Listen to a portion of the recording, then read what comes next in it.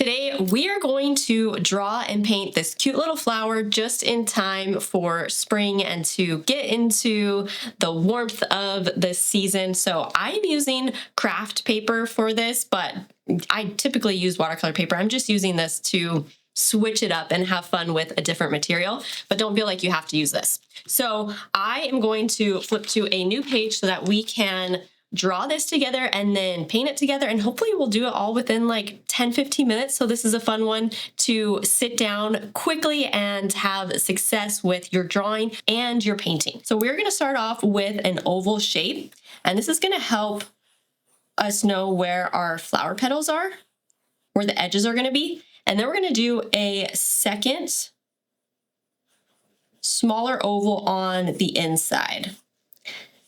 And so having this structure for the petals is going to help line everything up. And so with everything, I always tell all of my students, everyone I know, art is really not about talent. It's about knowing structures and formulas and how to set things up, because when you have this, now the petals are going to be so much easier. So now that we have this, we can start to pull our petals out. And I'm kind of curving those lines just slightly, and then I'm stopping once I get to that outside oval shape. Now, when you're doing these, kind of have some skinnier ones, some thicker ones. Whenever you're doing any type of repetitive objects, you want to try and switch things up just to give some variety. So now that I've kind of drawn all those in, I'm going to kind of just do now the edging on those petals. I'm going to start to even erase, because I no longer need that outside line now that I've put the petals in. Now we can do kind of the end of our petals. And so even with the end, I'm going to kind of shape some slightly different where they're not all looking the exact same. So I might kind of come in, come out, maybe let this one just be more rounded, let this one kind of something like that. And then on this inside part, I only had that sketched down first. Now I'm going to kind of come in and add a little extra line into that for the dimension of the inside of our flower. Now that we've got that, I'm going to do a few lines kind of coming off the petals. And then, of course, we've got our stem coming down. I know, that looks too much like a snake, so I think I'm going to erase that and try doing a different curve. Maybe I'll just do maybe more something like this. Maybe it looks so snake-like too because I haven't put the petals on it. Okay,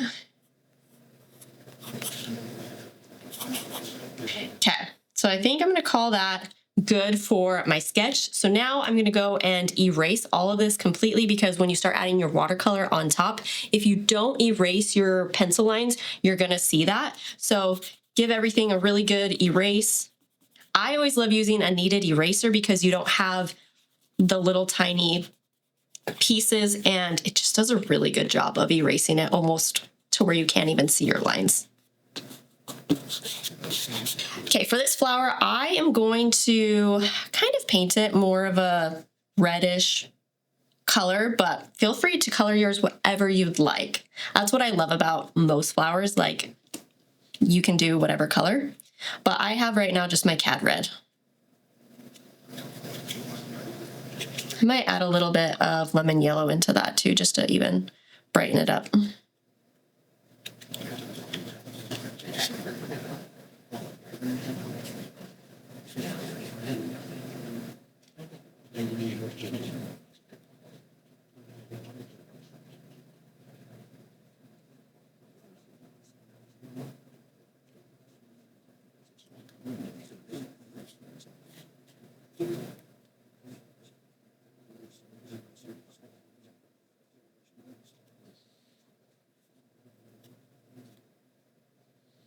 Okay, now that I have that first wash done, I can come in and start doing the center.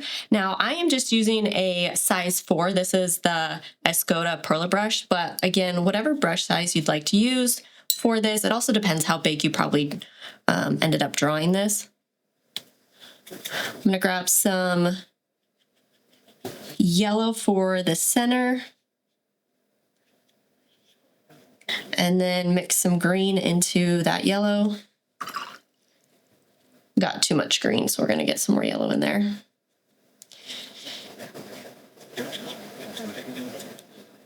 And I love just adding a touch of red into that green, just since it's the complement, to kind of tone it down slightly.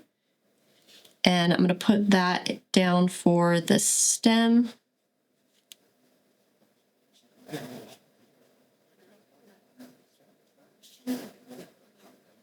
I'm gonna leave a little bit of the paper kind of showing on these petals. Or not petals, on these leaves. I'm gonna darken that green a little bit with some ultramarine blue. A little bit of that red.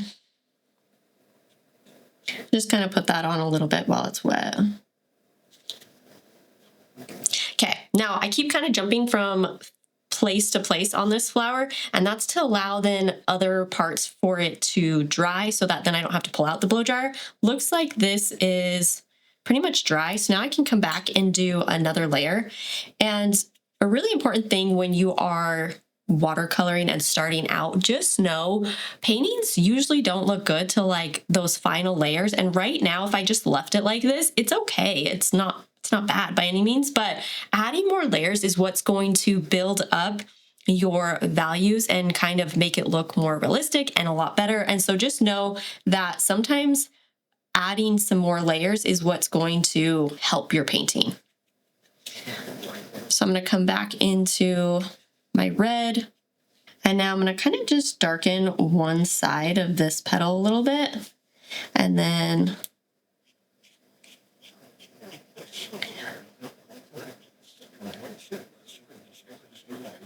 so as I'm painting this in, I'm kind of almost doing it in stripes just to get a little bit of kind of some texture on the petals.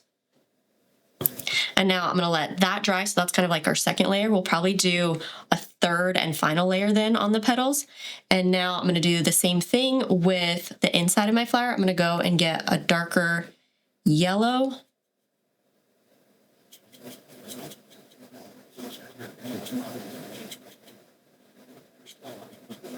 And that edge, we're just going to kind of add that to help that look a little bit more like it's has some dimension to it.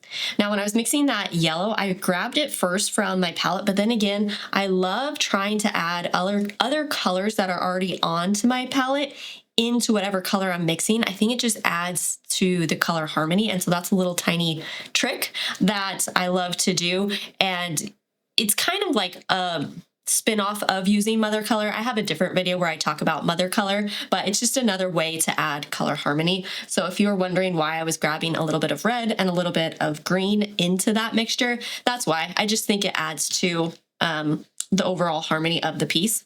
So what I'm going to do now is everything's seeming now a little wet. So it's either time to go grab a coffee break or to pull out the blow dryer and dry this so that then we can come in with our final layer. And that's where we're going to want to add that little 10% of detail that makes all the difference. All right, now that that is completely dry, I ended up using the blow dryer on it. I am going to come one more time with my reds. I'm gonna add a little alizarin crimson into my red. And I'm gonna kind of do the same thing I did on the second layer, but I'm gonna do a little bit less so that you can still see the second layer. So I'm not trying to cover it up. So these lines are a little bit thinner.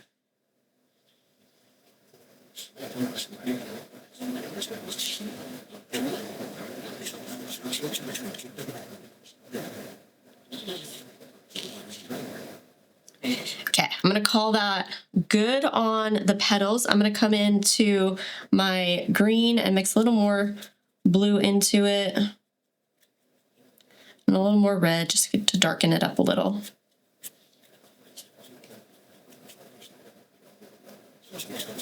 And I'm just gonna go a little bit on the right edge with this darker green. Just kind of has a little bit of a shadow. Pull some of it into the leaf. Sometimes it's fun to even put a few marks on the outside. It's just a like stylistic choice, so you don't have to do that. But I did that up here a little bit with the red, and then now down here. I think it's kind of fun to do sometimes. I don't do it all the time. But I think we're gonna call this almost done. I might just do a little bit into that petal area.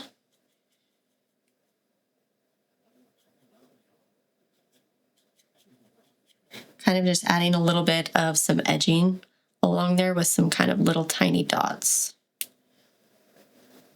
The final thing I'm gonna do on this one, and I think just because I do this on this like craft paper, I think it's fun to add pen on top. So I'm gonna add a little bit of pen detailing and then I'm gonna call it good. So I'm gonna grab a pen. Now, even when I'm using the pen, I use kind of the similar approach that I was doing with the paintbrush as far as I'm not going to outline this. I'm just gonna kind of stay to the one side of the petal and add a few extra lines into there.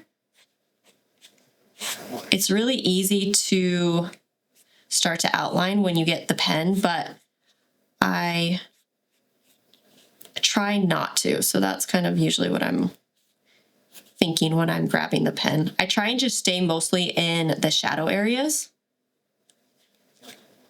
because then it also is not a huge, or just it's not as noticeable because I stay in those areas that are more shadowed.